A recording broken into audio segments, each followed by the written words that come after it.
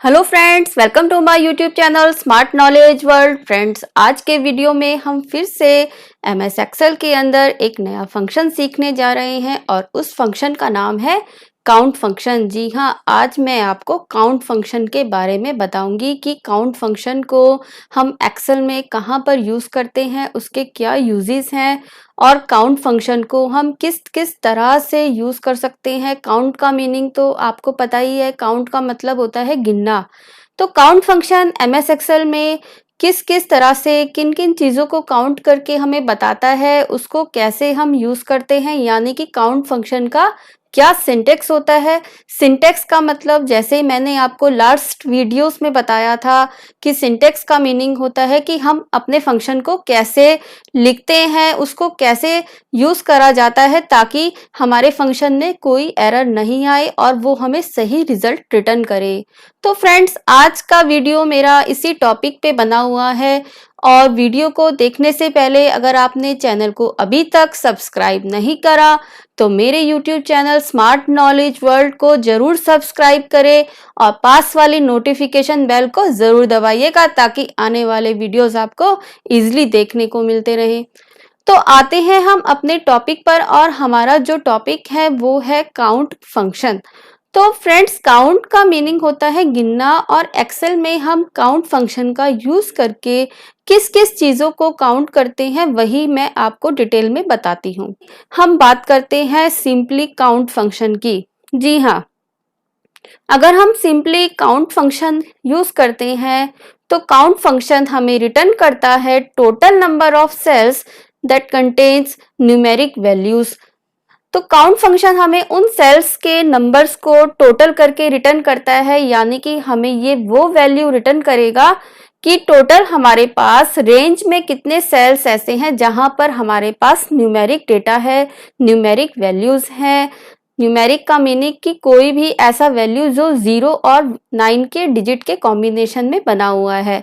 और अगर हमें एक पर्टिकुलर रेंज के अंदर अगर हमें कोई भी रेंज दिया गया है, बिगनिंग टू एंड तक हमें किसी भी सेल रेंज के अंदर अगर ये चेक करना है कि कितने सेल्स ऐसे हैं जहां पर न्यूमेरिक वैल्यूज एंटर करी हुई हैं, दी गई हैं, तो उनको चेक करने के लिए हम काउंट फंक्शन को लगाते हैं। तो जैसे कि ये एक डेटाबेस है और यहाँ पे अगर आप देख रहे हैं तो यहाँ पर हमारे पास सेल्स वैल्यू दिए गए हैं। तो हमारे पास अलग अलग सेल के वैल्यू दिए गए हैं। अब हमें देखना है कि टोटल कितने सेल्स हैं कि जहां पर ये वैल्यूज हैं, यानी कि कितने सेल्स में न्यूमेरिक वैल्यू सेल्स की टाइप करी गई है। तो उसके लिए हम फंक्शन लगाएंगे काउंट। तो काउंट फंक्शन को लगाने से पहले या किसी भी फंक्शन को लगाने से पहले आपको पता है कि उसके बिगनिंग में हम इक्वल टू का साइन लगाते हैं और इक्वल टू साइन के बाद हम अपने फंक्शन का नेम टाइप करेंगे काउंट। काउंट के बाद हम पैरेंथेसिस को ओपन करते हैं और यहाँ पे आपको ये पूछता है कि कौन सा रेंज है यानी वैल्यू है जहां पर आप काउंट फंक्शन अप्लाई कर रहे हैं। तो उसके दो मेथड हैं। एक तो आप रेंज खुद टाइप कर सकते हैं। रेंज टाइप करने से मतलब क्या है कि जैसे मैंने आपको बताया कि E2 सेल से लेकर अगर हम E21 रो तक के बीच में, यानी कि हम E2 से लेके और E21 ये पूरा जो रेंज है, अगर हम इस रेंज के अंदर ये चेक करना चाहते हैं कि कितने सेल्स में न्यूमेरिक डेटा है, तो हमने जैसे ही रेंज को सेलेक्ट करा, सेलेक्ट करने के बाद हमारा रेंज इसने अपने आप सेलेक्ट करके यहाँ पे टाइप कर लिया।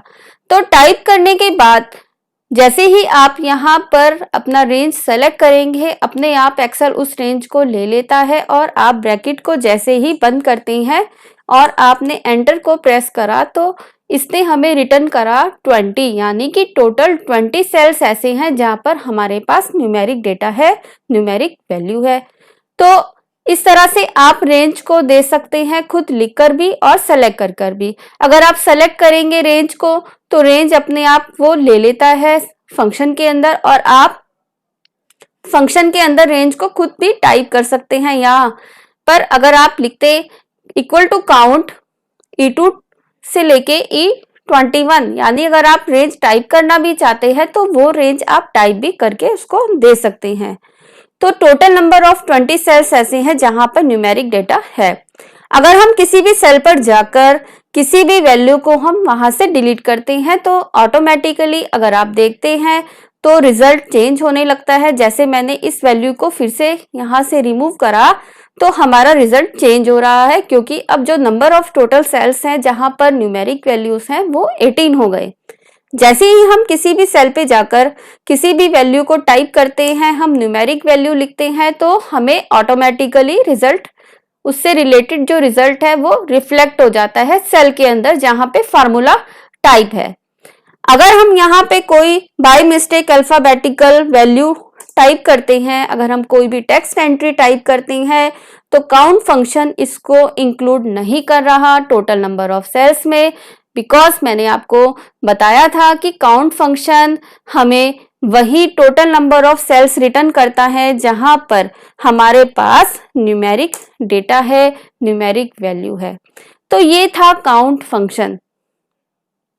अब आते हैं हम, सपोज अगर हमें रेंज ऑफ सेल्स में ये चेक करना है कि कितने सेल्स ऐसे हैं जहां पर अल्फाबेटिकल वैल्यूज हैं, यानी कि टेक्स्ट वैल्यूज टाइप करे गए हैं या लिखे गए हैं, तो उसका यूज आप कहीं पर भी कर सकते हैं। जैसे सपोज आपके पास एक अटेंडेंस शीट है और वहां पे आपको ये काउंट करना है कि आपने कितने दिन का जो है अटेंडेंस मेंटेन करा है, आपने रिकॉर्ड में प्रेजेंट एब्सेंट लिखा हुआ है या कुछ भी ऐसा एग्जाम्पल जहां पर आप देखना चाहते हैं कि टोटल नंबर ऑफ सेल्स ऐसे कितने हैं जहां पर टेक्स्ट वैल्यू लिखी गई है, तो वहां पर आप फंक्शन लगाएंगे काउंट ए।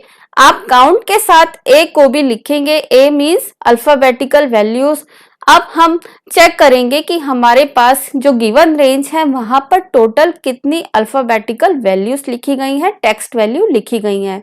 तो इसके लिए फ्रेंड्स आते हैं हम फिर से अपने सेल पर जहां पे हमें रिजल्ट लेकर आना है। जैसे सपोज ये H10 हमारा जो सेल है, यहाँ पे टोटल आइटम हेडिंग है और हम चाहते हैं कि यहाँ पर टोटल नंबर ऑफ सेल्स आए जहां पर अल्फाबेटिकल वैल्यूज हैं, तो उसके लिए हम फंक्शन लगाएंगे काउंट ए। अब हम देखना चाहते हैं कि टोटल कितने आइटम्स का सेल हुआ है, तो ये हमारा आइटम का हेडिंग था ऊपर, जिसे हम फील्ड भी बोल सकते हैं। आइटम फील्ड के नीचे जितने भी आइटम सेल हुए हैं हमें उनकी काउंटिंग करनी है। हम चाहते हैं कि टोटल नंबर ऑफ सेल्स कितने हैं जहां पर टोटल जो आइटम्स हैं कितने हैं, तो उसके लिए हम फंक्शन लगाएंगे काउंट ए। हम काउंट फंक्शन ना लगा के हम यहाँ पे काउंट ए लगाएंगे, क्योंकि जैसे कि मैंने आपको बताया कि जो काउंट ए फंक्शन होता है वो अल्फाबेटिकल वैल्यूज, टेक्स्ट वैल्यूज को, जो हम स्ट्रिंग भी बोलते हैं, उनको काउंट करके हमें रिटर्न करता है। तो अब हम आते हैं रेंज पर, तो हम रेंज टाइप भी कर सकते हैं और सेलेक्ट भी कर सकते हैं। तो हम अपना रेंज सेलेक्ट करते हैं, तो हमें इस रेंज में हमने बिगनिंग से लेके एंड तक का रेंज सेलेक्ट करा, तो हमारा जो रेंज अपने आप एक्सेल ने उठाया है वो है D2 से लेके D21 सेल्स के बीच में चेक करना है कितनी जगह पर अल्फाबेटिकल वैल्यूज हैं, और जैसे ही आप एंटर को प्रेस करेंगे तो हमें रिजल्ट दे रहा है 20। तो इसका मीनिंग हुआ कि हमारे पास 20 टोटल नंबर ऑफ सेल्स हैं जहां पर हमारे पास टेक्स्ट वैल्यूज हैं, अल्फाबेटिकल वैल्यूज हैं। तो मैं आपको चेंज करके दिखाती हूँ। जैसे मैंने यहाँ से टेबल आइटम को रिमूव करा तो ऑटोमेटिकली रिजल्ट सेल में अपने आप रिफ्लेक्शन हुआ और वहां पे 19 हो गया। तो जब भी हम यहाँ से कुछ भी चेंजेस करते हैं, जैसे ही मैंने यहाँ से इस डेटा को डिलीट किया तो रिजल्ट ऑटोमेटिकली अपने आप रिफ्लेक्ट हो गया। अगर हम यहाँ पर न्यूमेरिक वैल्यू को टाइप करते हैं, टेक्स्ट का मीनिंग होता है combination of alphabets, letters, symbols.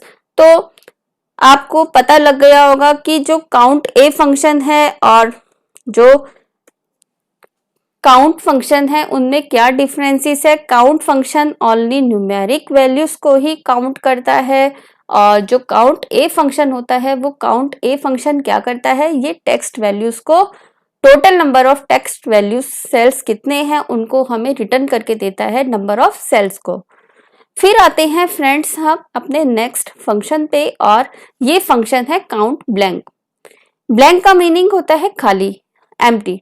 अगर हम देखना चाहते हैं कि एक पर्टिकुलर रेंज में या किसी भी कॉलम के नीचे जो भी आपका डेटाबेस है, अगर आप चाहते हैं कि यहाँ पर कितनी जगह पर एंट्री नहीं हुआ है न्यूमेरिक वैल्यूज़ का, कौन से सेल्स खाली हैं, तो उन सेल्स की काउंटिंग आप मैन्युअली अगर करते हैं, डेटाबेस अगर आपका बड़ा है तो बहुत प्रॉब्लम हो जाएगा, अगर छोटा डेटाबेस है तब भी आपको मैन्युअली करने में टाइम लगेगा।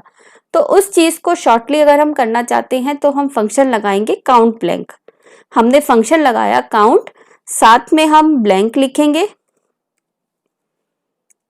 काउंट ब्लैंक लिखने के बाद हमें, आपको पता ही चल गया होगा कि नेक्स्ट जो हमें आर्गुमेंट पास करना है वो है रेंज।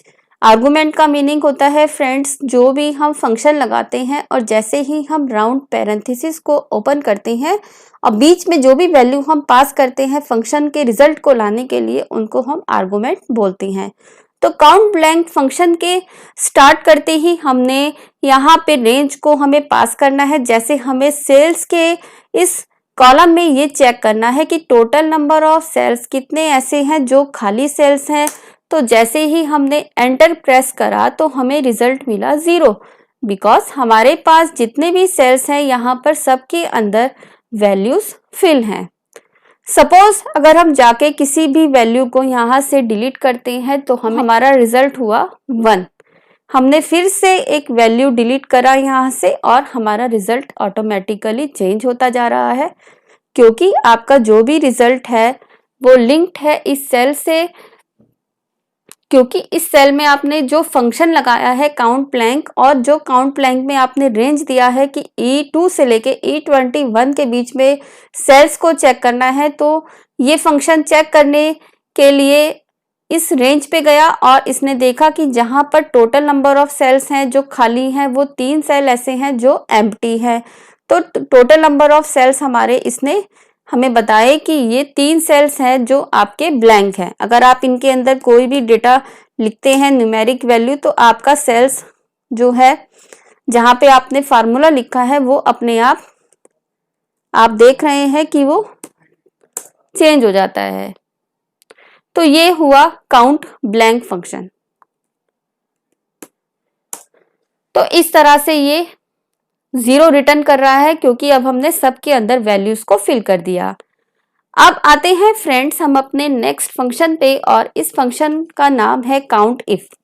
काउंट इफ, अभी तक हम बात कर रहे थे काउंट की, काउंट ए की, काउंट ब्लैंक की, अब हम आते हैं काउंट इफ पर। अब हमने काउंट के साथ इफ को अटैच कर दिया, और इफ फंक्शन अगर आपको पता ही होगा कि इफ का मीनिंग होता है अगर, तो इफ फंक्शन क्या करता है काउंट के साथ, काउंट इफ अगर हम लगाते हैं, काउंट इफ फंक्शन आपको किसी भी क्राइटेरिया बेस पे, आप कोई भी कंडीशन रखेंगे उस बेस पे आपको total number of cells return करेगा जो आपकी कंडीशन को सेटिस्फाइड करते हैं, ट्रू करते हैं। तो वो कंडीशन क्या होती है, उस क्राइटेरिया को हम कैसे लिखते हैं, तो उसके लिए सबसे पहले आपको काउंट इफ फंक्शन का सिंटेक्स पता होना चाहिए। काउंट इफ फंक्शन को आप जब भी लगाएंगे तो आपको रेंज देना पड़ेगा, वो रेंज देना पड़ेगा जहां पे आपको किसी भी क्राइटेरिया या कंडीशन को जाके चेक करना है, और सेकंड जो आर्गुमेंट होगा वो आपका आर्गुमेंट होगा क्राइटेरिया। क्राइटेरिया क्या मतलब कि आपकी क्या शर्त है, आप किस कंडीशन पे चेक कर रहे हैं। अगर आपकी वो कंडीशन किसी सेल पे ट्रू होती है तो आपको टोटल नंबर ऑफ सेल्स उस जगह पे रिटर्न मिलेंगे जहां पे आपने फार्मूला अप्लाई करा है, और अगर आपकी कंडीशन किसी सेल पे फॉल्स हो जाती है, सेटिस्फाइड नहीं होती, तो उसको वो रिजल्ट में काउंट नहीं करेगा। तो आते हैं हम काउंट इफ पर, और अब हम काउंट इफ में जो क्राइटेरिया लगाएंगे वो हम लगाएंगे टेक्स्ट क्राइटेरिया, यानी कि हम देखना चाहते हैं कि कितने जगह पर जो दिल्ली ब्रांच है वहां पर सेल हुआ था, यानी कि दिल्ली ब्रांच से कितनी बार सेल हो चुका है, कितनी जगह पर जो है दिल्ली लिखा गया हुआ है। तो दिल्ली ब्रांच से कितना सेल हुआ है इसको चेक करने के लिए अब आपका जो क्राइटेरिया है, वो कंडीशन क्या है आपकी, दिल्ली है। तो दिल्ली क्या हुआ, दिल्ली अल्फाबेट से आपने लिखा हुआ है, यानी कि आपका क्राइटेरिया जो है वो टेक्स्ट क्राइटेरिया है। तो हम क्राइटेरिया दो तरह से पास कर सकते हैं। मैं आपको आइए बताती हूँ कि हम अपने क्राइटेरिया को कैसे पास करते हैं। तो हम फंक्शन लगाते हैं इक्वल टू काउंटिफ। हमने फंक्शन को लगाया काउंटिफ और आप नीचे देख रहे हैं जैसे ही हमने ब्रैकेट को ओपन करा तो ये हमसे दो आर्गुमेंट्स लेने के लिए आया। एक रेंज था और दूसरा जो क्राइटेरिया है वो क्राइटेरिया। तो पहला आर्गुमेंट है रेंज, दूसरा आर्गुमेंट है क्राइटेरिया। तो उसके लिए आपको पहले रेंज देना पड़ेगा। रेंज वो देना पड़ेगा यानी कि वो सेल रेंज जहां पर आपने दिल्ली को टाइप करा है वो कॉलम। तो हमने दिल्ली ब्रांच कहाँ पे टाइप किया हुआ है, इस कॉलम के नीचे, ब्रांच के कॉलम के नीचे। तो ये पूरा जो रेंज है हमने यहाँ पे पास करा C2 से लेके C21 के बीच में। क्या चेक करना है, हमें चेक करना है क्राइटेरिया क्या है हमारा, हमारी जो कंडीशन है वो है दिल्ली। तो जैसे ही हमने क्राइटेरिया लिखा और हमने पैरेंथेसिस को क्लोज करा, जैसे ही हमने एंटर को प्रेस करा तो हमें रिजल्ट में मिला 9, यानी कि 9 जगह पर हमने जो है दिल्ली टाइप करा हुआ है। तो इस तरह से आपने देखा कि हमारा जो क्राइटेरिया था दिल्ली, हमने देखा कि हमने जो दिल्ली ब्रांच है वो कितनी बार आया हुआ है। C2 से लेके C21 के बीच में दिल्ली जो है 9 टाइम्स आया हुआ है। एक तो फ्रेंड आप एक चीज और नोट करिएगा कि यहाँ पे जो हम क्राइटेरिया दे रहे हैं वो केस सेंसिटिव नहीं है। दैट मीन्स कि आपने ये नोट करा कि जैसे कि दिल्ली में मैंने यहाँ पर स्मॉल d का यूज किया, लेकिन जहाँ हमने टाइप करा वहां पे कैपिटल था, तो इससे कोई भी इस पे असर नहीं हुआ है। लेकिन कुछ फंक्शंस होते हैं या कई बार हम जब प्रोग्रामिंग लैंग्वेज करते हैं तो वहां पे केस सेंसिटिव भी होता है। दैट मीन्स कि आपने जिस चीज लेटर में टाइप किया है आपको एज इट इज वही चीज यहाँ पे क्राइटेरिया में देनी पड़ती है। तो इसके अंदर जो है केस सेंसिटिव नहीं है। काउंटिव फंक्शन के अंदर आप लेटर बड़ा अगर यूज करते हैं तो आप स्मॉल में भी कंडीशन को पास कर सकते हैं। तो इस तरह से इसने हमें रिजल्ट रिटर्न करा 9। तो एक मेथड तो हुआ कि क्राइटेरिया हमने फंक्शन के अंदर ही पास कर दिया।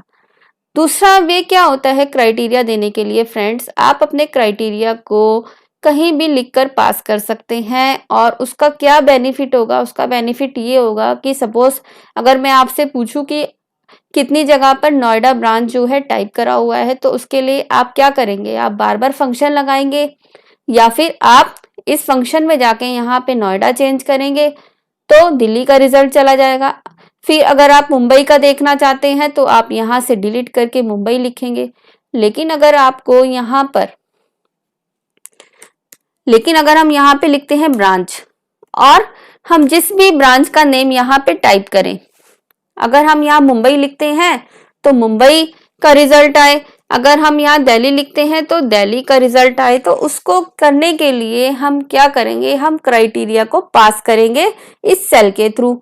तो हम क्राइटेरिया को डायरेक्ट यहाँ ना लिख के, हम क्राइटेरिया को यहाँ फंक्शन में टाइप ना करके हम अपने सेल को पास करेंगे। तो क्या मेथड हम यूज करेंगे, जैसे कि सपोज हमने ये सेल को सेलेक्ट करा और हम आते हैं अपनी फार्मूला एंट्री पर, और ये सेल जो है जिसमें हमने अपनी ब्रांच का नेम लिखा है, इस सेल का एड्रेस क्या है, I4। तो I4 सेल के अंदर हमने क्राइटेरिया को टाइप करा है। तो हम क्राइटेरिया को डायरेक्ट टाइप ना करके हम यहाँ पर जो पहला आर्गुमेंट था फंक्शन का काउंट इफ C2 से लेके C21 में चेक करें, किसे चेक करें, जो वैल्यू I4 में है। और I4 में आप क्या करेंगे, I4 के अंदर आप अपने क्राइटेरिया को चेंज कर सकते हैं। आप यहाँ पर जिस भी प्लेस का नेम लिखेंगे, जैसे सपोज हमने यहाँ पे लिखा नोएडा, तो रिजल्ट में हमें मिला 2, क्योंकि नोएडा यहाँ पर 2 जगह पर है। तो इस तरह से फ्रेंड्स हम अपने क्राइटेरिया को बहुत इजीली पास कर सकते हैं। अगर आप ये वाला मेथड यूज करेंगे, आप जो भी यहाँ पर टाइप करेंगे ये आपको उसी का रिजल्ट रिटर्न करेगा। दिल्ली लिखते ही यहाँ पे हमारा रिजल्ट ऑटोमेटिकली चेंज हो गया। तो हमें बार बार फंक्शन में जाके एडिट ना करना पड़े, इसके लिए हम इस तरह से क्राइटेरिया को पास कर सकते हैं यहाँ पर। ये बहुत ही यूजफुल मेथड है। और अब हम आते हैं काउंटिव फंक्शन को ही हम यूज करेंगे, लेकिन हम एक रेंज के साथ यूज करेंगे। रेंज का मीनिंग हो गया कि जैसे सपोज आप चाहते हैं कि ये जो सेल्स की कॉलम है, सेल के कॉलम में अगर आप देखना चाहते हैं कि कहाँ पर सेल जो है वो 1 लाख से मोर है, ज़्यादा है, तो उसके लिए अब आपकी जो कंडीशन है वो टेक्स्ट ना होकर दिल्ली या मुंबई, जो हम ये कंडीशन लिख रहे थे, ये हमारे टेक्स्ट एंट्रीज थे। अब हमारी जो रेंज है, हमारी न्यूमेरिक रेंज से क्राइटेरिया चेक होगा और हम देख रहे हैं कि यहाँ पर हमने लिखा है कि टोटल सेल जो अबव है 1 लाख से, हमें उतने सेल्स बताए कि कहाँ कहाँ पर ये कंडीशन ट्रू होती है सेल के कॉलम में। तो हम अपने क्राइटेरिया को लिखना चाहें तो हम यहाँ भी लिख सकते हैं। उससे क्या बेनिफिट होगा आपको पता ही है कि आप जो भी क्राइटेरिया यहाँ पे लिख के पास करेंगे, आपको जो भी क्राइटेरिया यहाँ पे आप लिख के पास करेंगे वही रिजल्ट आपको रिजल्ट सेल में मिलेगा। सिर्फ आपको क्राइटेरिया यहाँ चेंज करना है, बजाय कि आप जाके फार्मूले में आप जो एडिट करते हैं, चेंजेस करते हैं, आपको वो लॉन्ग प्रोसेस ना आप फॉलो करना चाहते हैं, आपको वो लगता है कि ये लंबा मेथड है, तो आप यहाँ पर अपने क्राइटेरिया को टाइप कर सकते हैं। तो हम देखना चाहते हैं कि कहाँ पर सेल्स ग्रेटर देन है 1 लाख से, तो हमने लिखा काउंट इफ फंक्शन। और अब हम आते हैं अपने सेल के कॉलम पे और हम इस रेंज में देखना चाहते हैं, तो हमने रेंज को सेलेक्ट करा, फिर हमने लगाया कॉमा, कॉमा के बाद हम शिफ्ट के साथ कोट्स को दबाएंगे।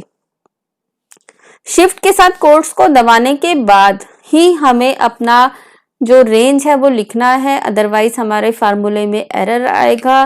तो हम लिखेंगे कि हमें क्या चेक करना है कि E2 से E21 के बीच में चेक करिए कि कहाँ पर वैल्यू जो है 1 लाख से ज़्यादा है। और हमने जब प्रेस करा तो हमारा जो रिजल्ट आया 1, लेकिन अगर आप चाहते हैं कि हम यहाँ से अगर आप चाहते हैं कि हम अपना क्राइटेरिया इस सेल से पास करें, तो हम सिंपली यहाँ पे जाएंगे और फार्मूले को हम एडिट कर देंगे और हम यहाँ पे क्या करेंगे, हम क्राइटेरिया को डायरेक्ट ना लिखे, हम अपना जो सेल नंबर है, ये सेल नंबर हो गया J4, तो हम यहाँ पे J4 सेल को पास कर देंगे। तो हमने शिफ्ट के साथ कॉमा अगर हम लगाते हैं, अगर हमें सिर्फ एक ही बार क्राइटेरिया देना है, जस्ट ओनली 1 टाइम, तो हम क्राइटेरिया टाइप कर सकते हैं कोट्स के अंदर। लेकिन अगर आप चाहते हैं आपका क्राइटेरिया बार बार चेंज हो रहा है, आपको फिर से कोई और रेंज का सेल चेक करना है, फिर दोबारा आपको चेंजेस करके दोबारा एक अलग नया रिजल्ट देखना है, तो आप अपने क्राइटेरिया को डायरेक्ट टाइप ना करके कोट्स में आप उसको सेल के थ्रू पास करिए। तो यहाँ पर सेल का एड्रेस है J4 और हमने लिखा कि E2 से E21 में क्या रेंज को चेक करें, इस रेंज को चेक करें, और हमने ब्रैकेट को बंद करा। तो जैसे ही हम एंटर करते हैं तो हमारे पास रिजल्ट आता है 1। अब हम जाके किसी भी वैल्यू को जाके चेंज करते हैं। सपोज हमने यहाँ पे जाके हमने अपनी वैल्यूज को चेंज करा। हम जहां पर भी जाके वैल्यूज को चेंज करते हैं तो हमारा रिजल्ट ऑटोमेटिकली रिफ्लेक्ट हो जाता है, अपने आप चेंज हो जाता है।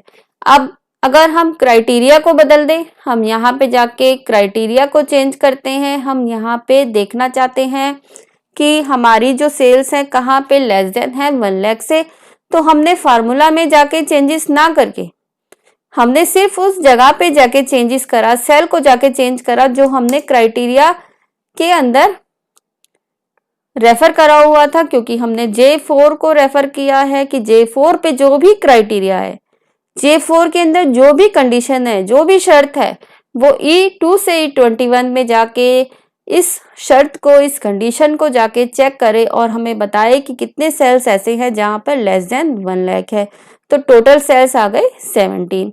अगर हम यहाँ लिखते हैं कि हमें 50,000 से ज्यादा सेल वैल्यू चेक करनी है तो हम यहाँ पे जाके लिखेंगे ग्रेटर देन 50,000 और हम जैसे ही एंटर प्रेस करते हैं तो हमें रिजल्ट मिलता है 9, यानी कि total number of cells 9 cells ऐसे हैं जहां पर 50,000 से ज्यादा यहाँ पर सेल वैल्यू है।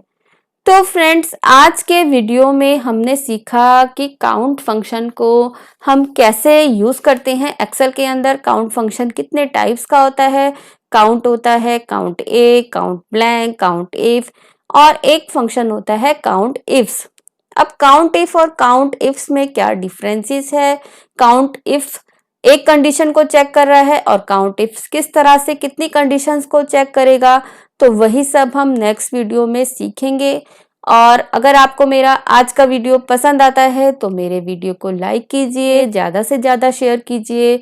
और हाँ, अगर आप चैनल पर नए हैं और आपने चैनल को सब्सक्राइब नहीं करा तो सबसे पहले चैनल को सब्सक्राइब कीजिए, सब्सक्राइब बटन को दबाइए और नोटिफिकेशन बेल को जरूर ऑन रखिएगा ताकि आने वाले वीडियोस भी आपको देखने को मिलते रहें।